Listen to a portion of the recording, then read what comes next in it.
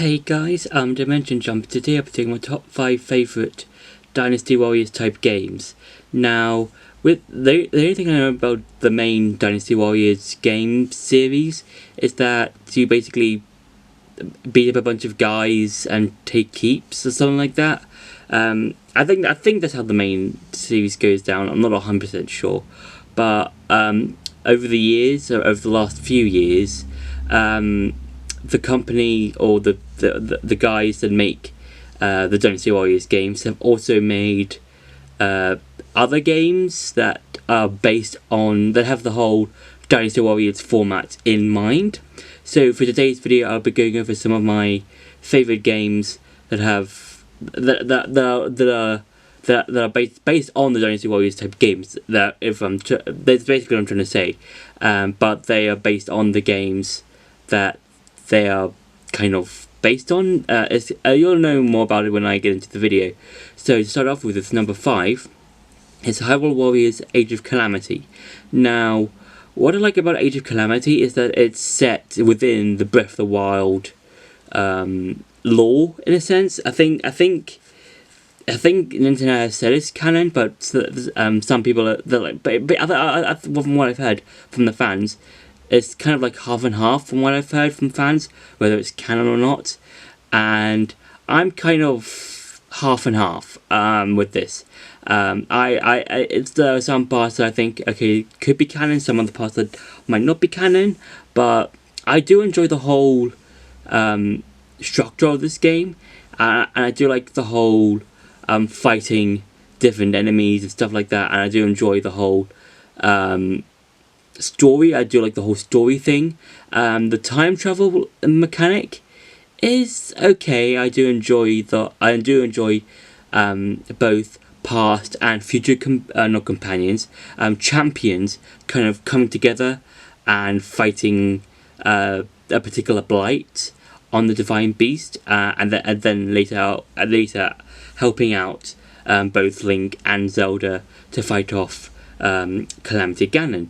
And yeah, but the only problem I do have with this, with Age of Calamity, is that it feels a bit samey, I would say, but mainly because all the enemies are basically just from The Legend of Zelda. Oh no, mainly just from Breath of the Wild. And even though there's no problem with that, it does feel a bit repetitive, where you just, when it comes to like a side mission or something, or where it's basically just fight this particular Hinox, but it's now electric. But now fight this Lionel, it's now a fire Lionel. And even though all the different enemy variety types are fun to fight against, it does feel a bit repetitive. And it does, I don't think, when you compare it to the original Hyrule Warriors, it does. I would say it doesn't really hold a candle to that original game, because that original game is a lot of fun. So yeah, so for number 4 is Fairytale. Now, what I like about this game is that it follows the manga from the after the events of the Tenru Island arc. So after the events of that arc, and kind of going onwards, and like kind of following the anime and manga. So it takes, as I said before, the events after the events of the Tenru Island arc, and continues following on from the Grand Magic Games arc. So it goes from there, and I do enjoy it. I do enjoy the game because it takes, a lot of elements from Fairytale. So you've got the normal request stuff you can do, and you can also fight different enemies, fight using the different characters from Fairytale, like Natsu, Urza, Grey, Lucy, and a variety of other characters that have appeared within Fairytale.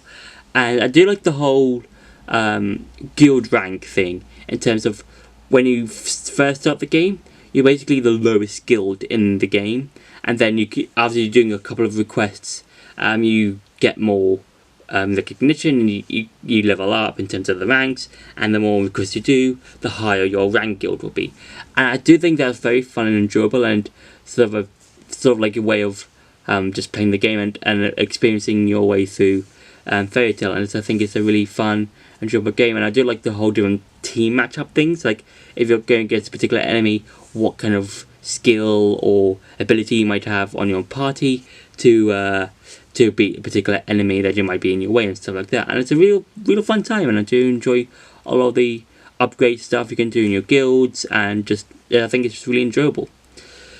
For number 3 is Persona 5 Strikers. Now, what I like about Persona 5 Strikers is that it's a continuation of Persona 5. So even if you've beaten Persona 5 Royal, it doesn't really matter coming into Persona 5 Strikers.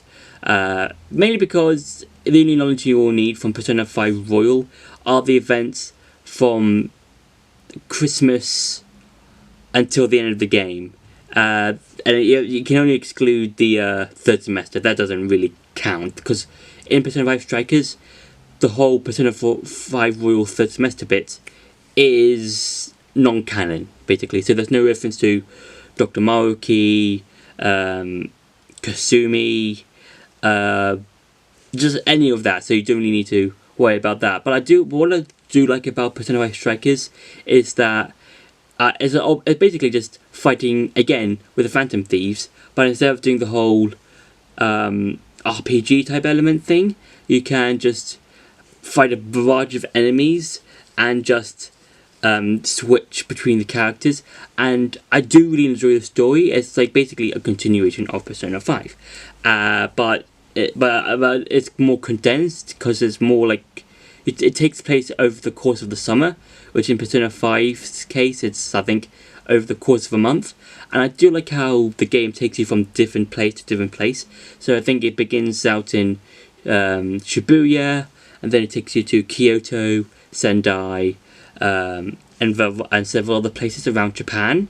And I do enjoy that, and I do enjoy the combat. I do enjoy some of the boss fights you can do in the game, and it's just more Persona 5. It's kind of like the whole Mario Galaxy 2 thing, in that with Galaxy 2, it kind of felt playing more Galaxy 1, and it's kind of like that with Persona 5 Strikers. It's basically playing more of Persona 5 or Persona 5 Royal, depending on which version you've played. For number 2 is Attack on Titan 2.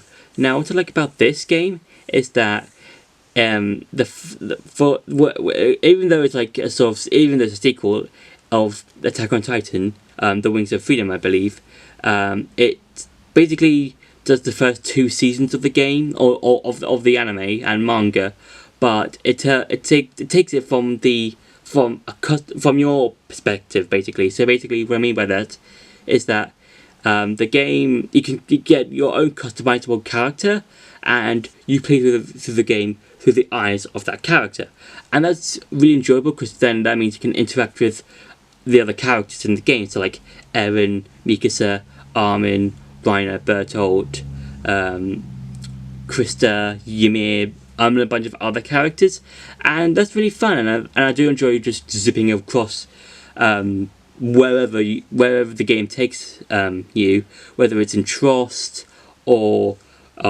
Rose, or just a giant forest or whatever.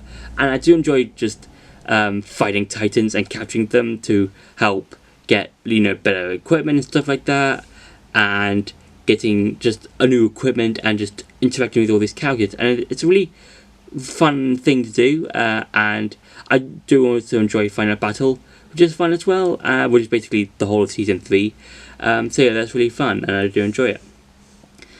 And for number 1 is the original Hyrule Warriors. Now, what I like about this game over Age of Calamity is that none of the battles really feel the same. There are similar battles, but they don't feel the same, because in terms of the main battle, it's basically an original story, and it's basically set in the Legend of Zelda universe.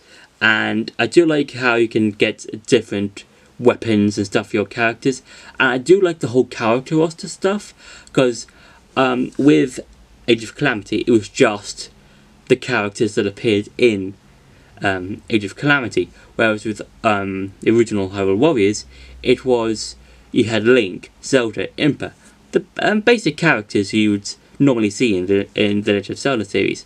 But then you got other characters like Agatha and Minda from Twilight Princess, Fi and Girahim from Skyward Sword, Durania, and the Zora one, Ruto, I think it's Ruto, yeah, Daruna and Ruto from Ocarina of Time, and they've all got different moves, and it feels so unique to play all these different characters and experience all the lore and stuff in this new game.